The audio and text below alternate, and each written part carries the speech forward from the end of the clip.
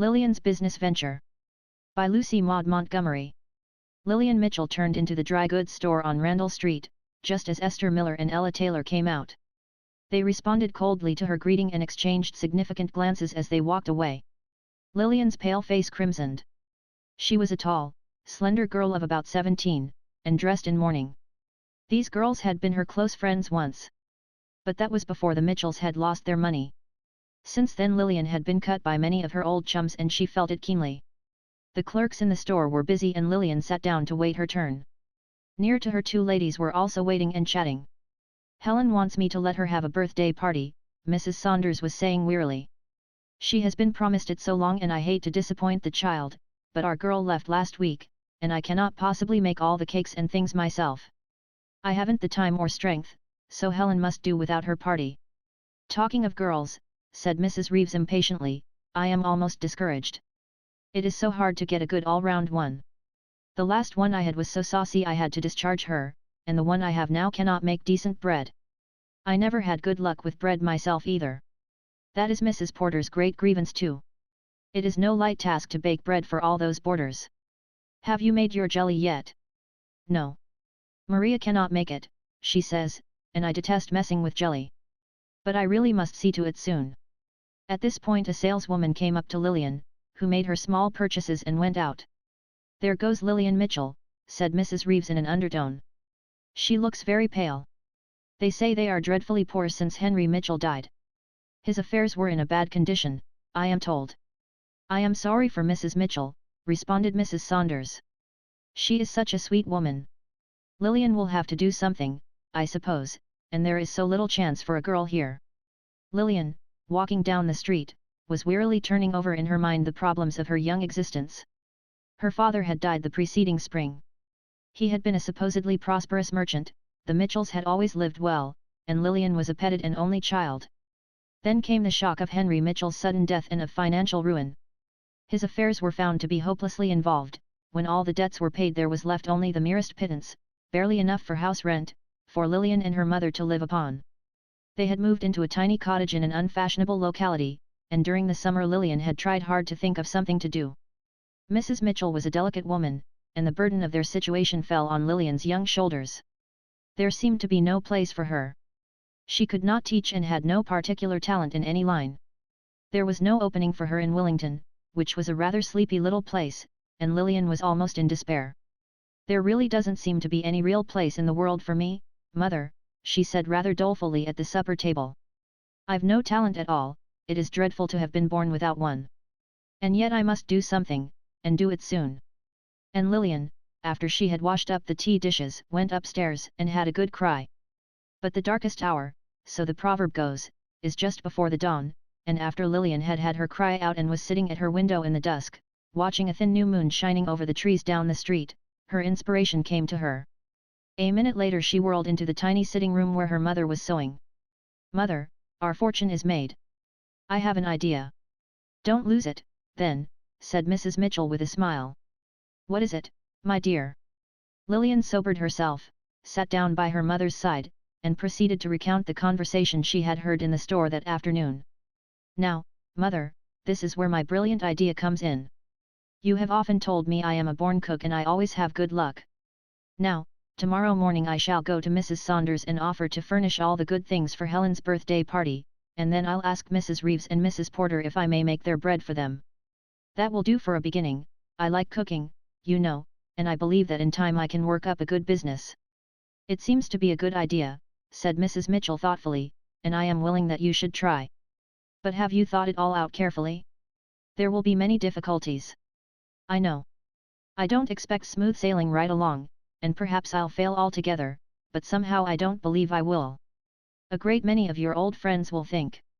"Oh, yes, I know that too, but I am not going to mind it, Mother. I don't think there is any disgrace in working for my living. I'm going to do my best and not care what people say." Early next morning Lilian started out. She had carefully thought over the details of her small venture, considered ways and means, and decided on the most advisable course. She would not attempt too much, and she felt sure of success. To secure competent servants was one of the problems of Willington people. At Drayton, a large neighbouring town, were several factories, and into these all the working girls from Willington had crowded, leaving very few who were willing to go out to service. Many of those who did were poor cooks, and Lilian shrewdly suspected that many a harassed housekeeper in the village would be glad to avail herself of the new enterprise. Lilian was, as she had said of herself, a born cook. This was her capital, and she meant to make the most of it. Mrs. Saunders listened to her business-like details with surprise and delight. "It is the very thing," she said. "Helen is so eager for that party, but I could not undertake it myself. Her birthday is Friday. Can you have everything ready by then?" "Yes, I think so," said Lilian briskly, producing her notebook. "Please give me the list of what you want and I will do my best." From Mrs. Saunders she went to Mrs. Reeves and found a customer as soon as she had told the reason of her call. "I'll furnish all the bread and rolls you need," she said, "and they will be good, too. Now, about your jelly. I can make good jelly, and I'll be very glad to make yours." When she left, Lilian had an order for 24 glasses of apple jelly, as well as a standing one for bread and rolls. Mrs. Porter was next visited and grasped eagerly at the opportunity. "I know your bread will be good," she said, "and you may count on me as a regular customer." Lilian thought she had enough on hand for a first attempt and went home satisfied. On her way she called at the grocery store with an order that surprised Mr. Hooper. When she told him of her plan he opened his eyes. "I must tell my wife about that. She isn't strong and she doesn't like cooking." After dinner Lilian went to work, enveloped in a big apron, and whipped eggs, stoned raisins, stirred, concocted, and baked until dark. When bedtime came she was so tired that she could hardly crawl upstairs, but she felt happy too, for the day had been a successful one. And so also were the days and weeks and months that followed. It was hard and constant work, but it brought its reward. Lilian had not promised more than she could perform, and her customers were satisfied. In a short time she found herself with a regular and growing business on her hands, for new customers were gradually added and always came to stay. People who gave parties found it very convenient to follow Mrs. Saunders's example and order their supplies from Lilian. She had a very busy winter and, of course, it was not all plain sailing. She had many difficulties to contend with. Sometimes days came on which everything seemed to go wrong, when the stove smoked or the oven wouldn't heat properly, when cakes fell flat and bread was sour and pies behaved as only totally depraved pies can, when she burned her fingers and felt like giving up in despair. Then, again, she found herself cut by several of her old acquaintances. But she was too sensible to worry much over this. The friends really worth having were still hers, her mother's face had lost its look of care, and her business was prospering. She was hopeful and wide awake, kept her wits about her and looked out for hints, and learned to laugh over her failures. During the winter she and her mother had managed to do most of the work themselves, hiring little Mary Robinson next door on especially busy days, and now and then calling in the assistance of Jimmy Bowen and his hand sled to carry orders to customers. But when spring came Lilian prepared to open up her summer campaign on a much larger scale. Mary Robinson was hired for the season, and John Perkins was engaged to act as carrier with his express wagon. A summer kitchen was boarded in the backyard, and a new range bought. Lilian began operations with a striking advertisement in the Willington News and an attractive circular sent around to all her patrons. Picnics and summer weddings were frequent. In bread and rolls her trade was brisk and constant. She also took orders for pickles, preserves, and jellies, and this became such a flourishing branch that a second assistant had to be hired. It was a cardinal rule with Lilian never to send out any article that was not up to her standard. She bore the loss of her failures, and sometimes stayed up half of the night to fill an order on time. Prompt and perfect was her motto. The long hot summer days were very trying, and sometimes she got very tired of it all. But when on the anniversary of her first venture she made up her accounts she was well pleased.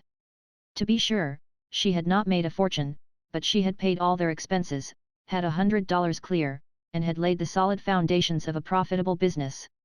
"Mother," she said jubilantly, as she wiped a dab of flour from her nose and proceeded to concoct the icing for Blanche Remington's wedding cake, "don't you think my business venture has been a decided success?" Mrs. Mitchell surveyed her busy daughter with a motherly smile. "Yes, I think it has," she said.